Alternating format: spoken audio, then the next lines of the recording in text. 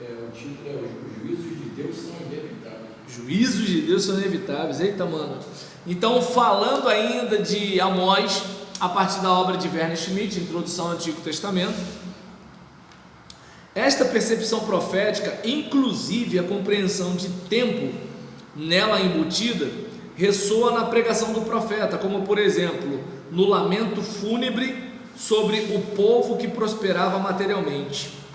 Capítulo 5, versículo 2 diz assim: caiu a virgem de Israel, nunca mais tornará a levantar-se, estendida está na sua terra, não há quem a levante de novo. A mensagem que vale para a totalidade das pessoas pode assumir feições concretas quando dirigidas a grupos ou indivíduos, como por exemplo no Ai, anuncia um castigo gradual do qual não há como escapar. Ai daqueles que desejam o dia de Javé, como alguém que foge do leão, e então o urso cai sobre ele, mal escapando para a sua casa, encosta a sua mão na parede, e aí a cobra o pica. Olha aí, a pessoa está fugindo de um leão, o urso cai sobre ele, escapa para sua casa, bota a mão na parede e é picado por uma cobra. Ou seja, não vai ter saída a hora que a fatura chegar. Amós também anuncia de forma concreta a morte e o desterro. Capítulo 5, versículo 3 e versículo 16, capítulo 6, versículo 9, capítulo 8, versículo 3, capítulo 9, versículo 4, capítulo 5, versículo 25 e capítulo 5, versículo 5 e 27, capítulo 6, versículo 7, capítulo 7, versículo 11. Inclui neste destino comum a família do sacerdote, que o denuncia junto à corte por conspiração e lhe proíbe a palavra. Capítulo 7, versículo 17 diz o que aí? 7:17. Portanto, assim diz o Senhor: tua mulher se prostituirá na cidade, e teus filhos e tuas filhas cairão à espada, e a tua terra será repartida a cordel, e tu morrerás na terra imunda, e Israel certamente será levado cativo para fora da sua terra. Pô, não estou nem na pele desse sacerdote aqui, mas eu já sinto um negócio mal aqui por dentro. Sinistro, né? Quase que eu vejo o olho arregalado de Amós para minha cara. É sinistro, velho, sinistro. Então, nós observamos, né, que chega, né, a dizer que nem ao menos um resto sobreviverá. Capítulo 3, versículo 12, conferir capítulo 4, versículo 2, capítulo 6, versículo 10 e outras. As objeções dos ouvintes, Amós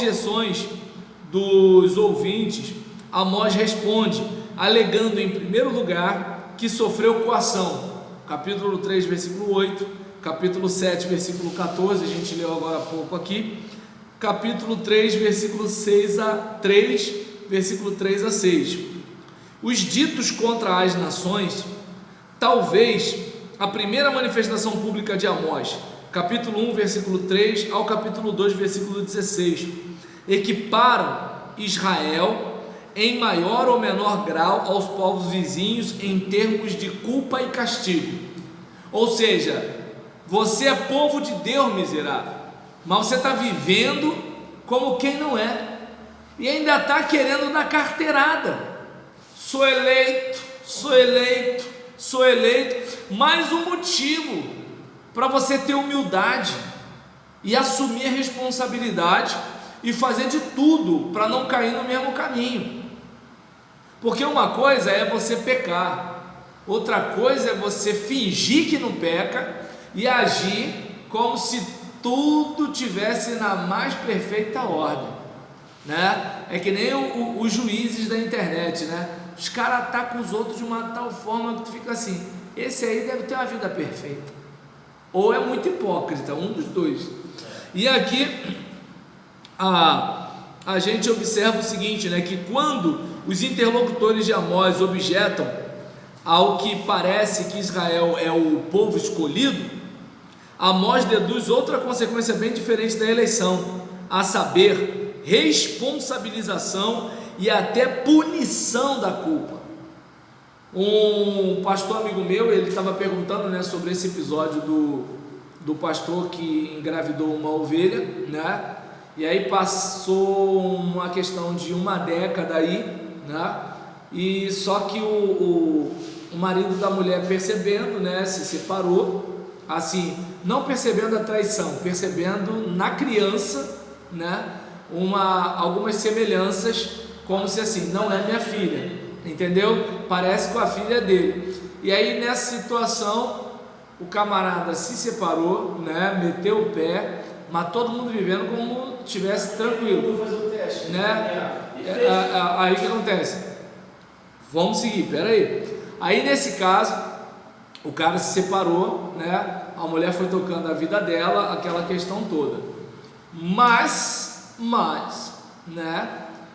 Nós temos algumas situações, né, que as pessoas parece que quando elas ficam engasgadas com o vacilo de alguém, elas começam a soltar. Aí vai soltando, até que parou no Fuxico Gospel. Eu não sei se o dono da Fuxico Gospel é crente não, mas assim, é um site de fofoca do ambiente evangélico, né? E aí começou, aquele negócio todinho, e aí gente defendendo, gente atacando, gente chamando de safado, gente dizendo que não era bem assim, tudo tal, aquele negócio todinho. Até que assim, o desenrolar da história foi que o pastor se envolveu com a moça, e aí nisso a moça engravidou.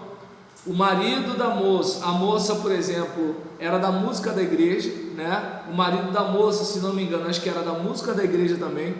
E aí o marido da moça, quando percebeu o que estava acontecendo, foi, não estou dizendo o nome de ninguém não, mas assim, na internet que o pessoal fala, é muito, eu estou falando aqui de profecia, o pessoal na internet faz outra coisa, entende? Aí nisso, o que aconteceu? O assunto rendeu, né? O irmão fez o DNA, viu que não era pai, saiu fora, se separou, né? A moça, eu não sei como continuou tocando a vida, eu sei que passou alguma coisa mais ou menos uns 10 anos, isso daí. E aí o assunto veio à tona agora, né? Porque tem um outro pastor, né, que assim, está sempre às vezes botando na internet algumas coisas relacionadas a pecado de pastores, né? Esse pastor faz isso com uma certa frequência. E aí nisso, aí ficou, né? Um pastor, né, tocando trombeta do pecado do outro pastor. Aí a coisa saiu no Fuxico Gospel. E aí o pessoal discutindo na internet, e a pia na louça, o feijão queimando. E aí todo mundo falando da vida do pessoal, né? Que nem o pessoal para mim. E aí, Roberto, eu falo, eu quero pagar meu boleto. Eu faço parte do problema? Não. Faço parte da solução? Não. Quero pagar meu boleto. E aí nesse caso, brincadeiras à parte, desculpa, tá, gente? Eu penso em dinheiro, desculpa, pode me julgar, tá bom? Até porque a Gisele falou, Roberto, leva 1 litro de leite hoje. Aí nesse caso, né, em relação a isso, mas foi tão bonitinho, meu filho, papai, obrigado por comprar leite para mim. Aí, nessa situação, o que acontece? Cara, o caos se instalou, né? E eu estava falando isso com esse pastor amigo meu. Ele falou, pô, mas será que ele fez errado? De assim, pô, compartilhou com a liderança, mas não contou para a igreja toda e tudo tal. Eu falei, cara, a gente que é pastor, a gente sabe que é o seguinte: uma coisa é o teu pecado que você comete sozinho. Nem tua mãe sabe, nem teu filho sabe, nem teu pai sabe, nem tua mulher sabe, nem ninguém sabe.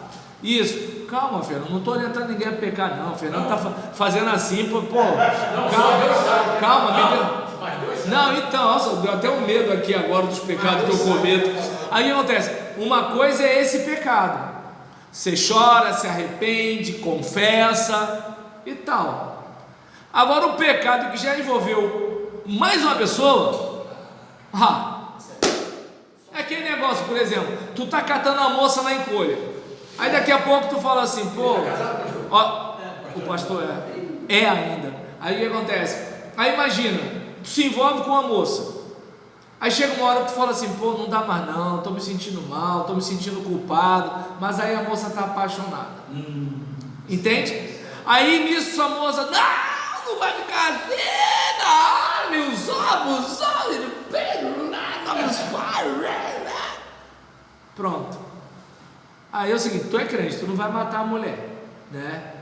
Não, tem crente que está matando agora. O pastor que matou ele. Então aí, meu Deus do céu. Aí eu tô com medo dos crentes. Aí nessa situação, por exemplo, tu não vai matar a mulher, tu não vai ameaçar a mulher, tu não vai fazer nada disso. Então, aí tu pensa assim, e agora? Aí nesse caso, se tu é da igreja, se ela não é, ela vai começar a visitar a igreja, só para te desequilibrar. Aí o que acontece? Tu vai ficar na pose, e aí tu começa a faltar o culto, porque tu sabe que ela vai para a igreja. Aí nessa situação, vai na tua porta, faz amizade com a tua, vai para a academia que a tua mulher malha, entende? Assim, é um filme de terror um negócio desse. Por quê? É um pecado que você não comete sozinho, entende? Deu para entender?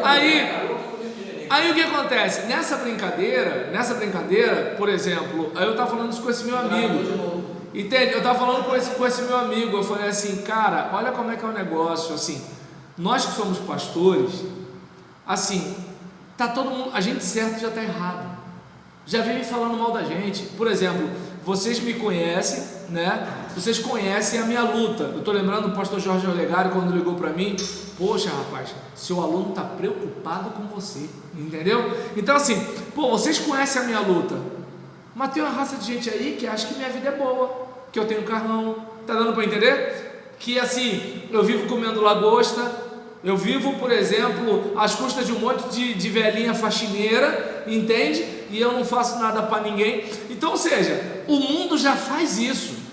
Sem falar os crentes que já vivem almoçando o nome do pastor todo domingo em casa, com macarrão e galinha. Aí o que acontece? Já tem o povo da igreja almoçando o nome do pastor, o filho do pastor, a esposa do pastor que estava com blusa de alcinha. Já tem o povo da igreja, tem o povo do mundo, entendeu? As irmãs tomara que caia, mas a esposa botou uma blusa de alcinha, o mundo acabou, né? Aí nesse caso, por exemplo, não precisa nem ser isso não, uma calçadinha dia de domingo, entendeu? Aí, por exemplo, olha como é que são as coisas. A igreja já fala do pastor, os obreiros às vezes fazem reunião secreta para falar de pastor, né? É aquele diácono que assim, não é homem para chegar e conversar com o pastor, aí ele fica assim, não, olha só o seguinte, Marco, vamos fazer um esquema tal, aí eu vou na tua casa, visito você e tal, aquele negócio todinho, aí fala assim, pastor, aparece aí. Aí quando o pastor aparece, cara, tem aquele bando de covarde assim, tudo te esperando. Não, para mim é covarde, entende? Então eu não estou falando sério. Eu já vi coisas do tipo, já vi, entendeu? Então, não, sem problema. Aí o que acontece? Eu lembro de uma vez, né, na época, eu nem era pastor efetivo de igreja, nem nada disso não, mas eu era membro e era pastor numa determinada igreja. E aí o que aconteceu? O presidente do diácono ligou para mim, pastor, tem uma reunião de diácono. Beleza, tá tranquilo, a gente vai conversar. Não, foi reunião não, eu preciso falar com o irmão. Falei, tá bom. Quando eu cheguei, eu vi a sala, eu olhei para ele e falei assim, cara, sou sujeito homem, não vou participar dessa molecagem. E saí. Não, mas eu também sou homem, não me interessa o que você é, não vou participar disso. Porque para eu estar nessa reunião, tudo significa o quê? Eles já tinham se reunido, já tinham fechado a questão, era coisa de moleque, entende? Por isso que eu falo que é covarde. Tá dando para entender? Ou seja, não, é o seguinte, se é para cortar minha cabeça, corta logo. Se é para fazer alguma coisa, faz. Agora não vem dar aquele ar de que a gente quer dialogar, entende? Já me fritaram. Ninguém foi meu irmão, entende? Então aí nesse caso observa bem. Por exemplo, a gente que é pastor, já tem esse negócio. O cara implica porque tu prega muito, tu prega pouco, porque tu prega fora, porque tu não prega, porque tu dá o púlpito para todo mundo pregar, porque tu não dá púlpito para ninguém pregar, porque você é duro, porque você é mole. Tu tá entendendo? Exatamente. O nego fala mal de você porque as irmãs botam mini saia, entende? Aí o que acontece? Branco também fala mal de você, porque assim, se as irmãs botam mini saia, você é o culpado. Se tu prega contra a mini saia, tu tá olhando. Então o que acontece? É uma perseguição dos infernos. Então assim, gente, você certo já tá errado. Deu para entender? Mas como pra quê? Pastor, para quê? Ó, você certo já está errado. O meio de comunicação já fala mal de você. Aí eu cheguei para esse amigo, eu falei assim, cara, é o seguinte, cometeu um pecado que envolveu outra pessoa, chama logo a igreja e conta. Porque é o seguinte, a igreja pode aplicar uma disciplina em você, do tipo, pastor, a gente entende que assim, não dá para o pastor ficar subindo no púlpito esse período agora, a gente vai orar pelo irmão e tudo tal. Estou falando assim, a igreja que quer ficar com o pastor, é uma situação, entendeu? Eu já vi situações desse tipo, o pastor ficou coisa de uns 6 meses no banco, entende? Não, claro, exatamente, ficou uns 6 meses no banco, a igreja com ele lá, ele recebendo sustento ministerial, porque a igreja o amava. Mas o que acontece?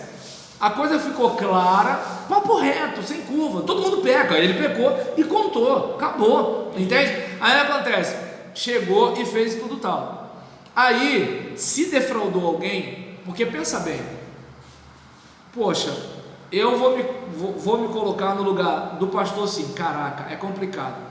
Pô, mulher deu mole, tua testosterona tá lá em cima, aquele negócio todinho, de repente você não tá muito bem com a mulher às vezes não cuida legal do corpo, aquele negócio todinho, tudo tal, porque o homem é corpo, homem mulher é alma, né, mulher gosta de uma conversa e tudo tal, você vê uns caras feios aí, né? Uns trambolhos, parece que o cara foi atropelado uma carreta, né, o cara parece que foi atropelado por uma carreta, mas a mulher tá lá, apaixonadinha. Agora, homem é corpo, aí nesse caso, pô, eu até entendo, pode acontecer, agora, eu sou mais solidário ao marido traído, por mais que eu entenda o pastor, porque é o seguinte, é o meu pastor, é o cara que de repente eu compartilhei os problemas do meu casamento, aí tem que abraçar, né? Entende? Pessoa que eu pedi conselho, sabe, eu confiava que a minha esposa fosse lá e abrisse o coração e pedisse ajuda diante dos pecados que ela tinha para enfrentar. Caramba, e detalhe, ele fez isso comigo. Entende? Então imagina esse cara, a dor de sofrer a traição da mulher, a dor de ser enganado por quem deveria protegê-lo.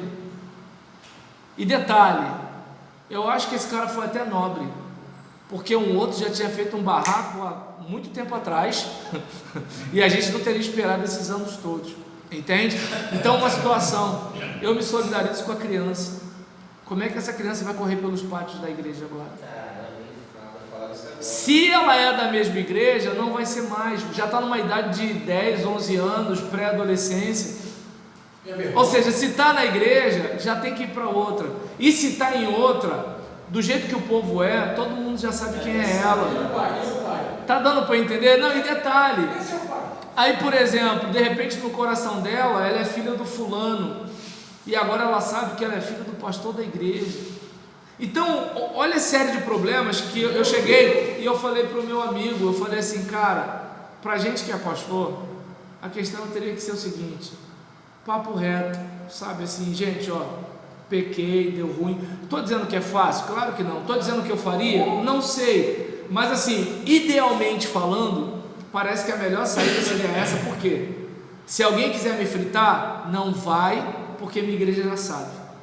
Porque às vezes tu está numa igreja que assim, tem uma raça de gente ruim querendo te fritar, e a igreja assim, não sabe lidar com essa gente má. Aí esse pessoal mau se articula e te frita. Mas tem igreja que às vezes o pessoal te ama tanto que o pessoal ruim, quando tenta te fritar, a igreja sufoca esse pessoal. E aí aquele negócio, a igreja amando você ou não, querendo você ou não, pelo menos você lava a roupa suja. Foi o que eu falei para o meu amigo, que assim, eu não vou dizer, ele abafou o pecado, mas assim, ele de repente compartilhou com o grupo de liderança dele, ele compartilhou com a esposa, de repente ele até pediu perdão pro cara, né, aquela coisa todinha, mas ficou aquilo ali fechado.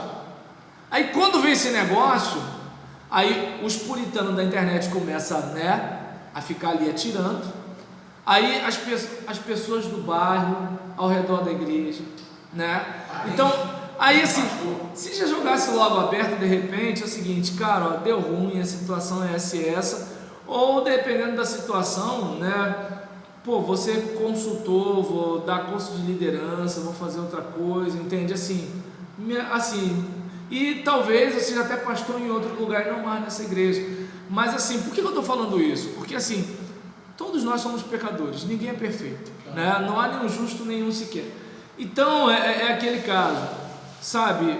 Humildade na hora de medir os outros e honestidade na hora de assumir seus erros e pedir ajuda, né? E coisas do tipo. Embora a gente sabe, né? Assim, a igreja hoje, né? Do jeito que é, se a gente briga por causa de opção política, será que a gente vai ser unido para proteger um pastor que peca? O pastor sem pecar, a gente já vive dando tiro nele. Então, assim, é um negócio bastante complicado, né? E assim, em geral, todos nós somos pecadores. mas na hora de julgar a gente esquece. Nós pecamos todos os dias. Mas na hora de julgar a gente esquece, Robson. Na hora de julgar, a gente chama fulano de safado, fulano de mau caráter, Beltrano de canalha. A gente esquece de quem a gente é, então a gente esquece. Tá? É aquele caso, por exemplo, fulano traiu a mulher e você olhou para os peitos da outra. Não, mas foi só... É questão de oportunidade. A de lá deu essa oportunidade para o cara, a daqui te deu essa. Ele aproveitou aquela e você aproveitou essa. Mas ele olhou sem querer. Foi sem querer, tá bom. Então, né, assim, a gente, né, então a gente, por exemplo, olha para a situação, né, e verifica a questão, né, da responsabilização e até da punição da culpa, né? Essa volta toda aqui em Amós, né, a gente falando do caso do pastor, né, que engravidou a ovelha, a gente, por exemplo, pega isso daí, né, como um exemplo, né, de que assim, em vez de eu ficar arrotando que sou eleito, pelo contrário, eu preciso matar no peito a bola da responsabilidade. Assim, bom seria que eu não errasse, mas como ninguém é perfeito e somos pecadores, eu errei. E em vez de ninguém vai se meter comigo porque eu sou eleito, eu sou filho de Abraão, não, justamente por ser filho de Abraão. É como assim, você é filho do dono da empresa, justamente por ser filho do dono da empresa que você tinha que dar exemplo, entende? Mas eu sou fulano de tal, justamente por ser fulano de tal. Mas eu sou o pastor da igreja, justamente por ser o pastor da igreja. Eu sou presidente dos diáconos, justamente por ser presidente dos diáconos. Eu sou o vice-presidente da igreja, então dê-se o respeito e viva como um vice-presidente da igreja, em vez de ficar botando o dedo na cara dos outros, cobrando respeito. Deu para entender a situação? Viva de um jeito que as pessoas respeitem você, e não, lembram de Ofni e Finéias, os filhos do sacerdote ali? A gente, quem sabe é a gente, e faz e acontece.